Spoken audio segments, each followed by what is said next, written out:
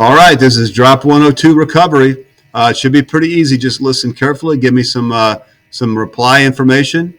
It starts off with a Randy Sticky and affective, thus effective comment or event.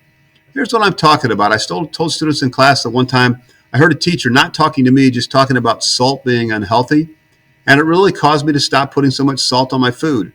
It wasn't a health class or anything. I just heard the comment that, you know what, I could do that.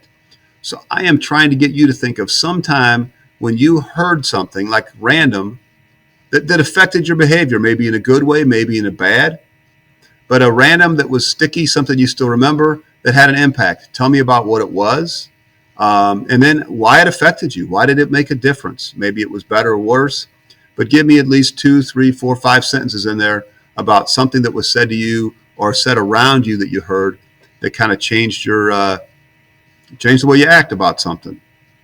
Fish. If you give a student fish every day, or give a man a fish every day, you give them food for the day. But if you could actually somehow teach that person to fish, you would feed them for their life. And so that's what I've got here with this fish question. Where do you think you are as a student?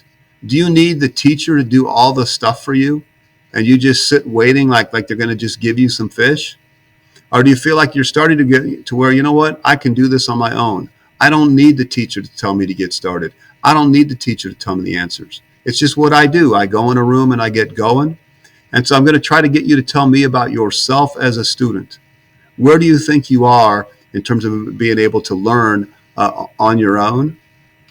I got this good and bad. This is an article that we looked at in class. I can make this bigger a little bit here. It says the 7 habits that lead to happiness in old age. So this is some researchers, and they try to figure out what kind of old people are happy. And so sometimes it has to do with good habits you have when you're your age or my age, and sometimes it has to do with not doing bad habits. So for the medium here, I'm just asking you to think. What would be some of the good habits? What things do you think you should be doing at your age if you're going to end up as a happy old person? Or what things should you be avoiding at your or my age to avoid ending up an unhappy old person? So you're going to give me 2, 3, 4, 5 sentences about some stuff you should be doing now that would end up probably leading you to be a happy old person, or stuff to avoid being unhappy. The job is just whether or not you'd like to have a job in the classroom, like a clean up people or people that pass stuff out, that kind of stuff. If you want to have a job in the classroom, why? Why do you choose to have one? Explain. If I don't like class jobs, tell me why not. And the badge just has to do with, would you be interested in trying to earn badges where, like, certain things you do, hey, I get the badge for doing that. I get the badge for doing that. Just kind of let me know.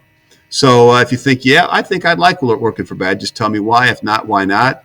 Once you got that done, that is all there is for day 102 recovery. So get that done. Let me know that you did it. And then I can go in there and look at it. And if you did a nice job, your grade is going to go up. If it's a really nice job, it might go up quite a bit.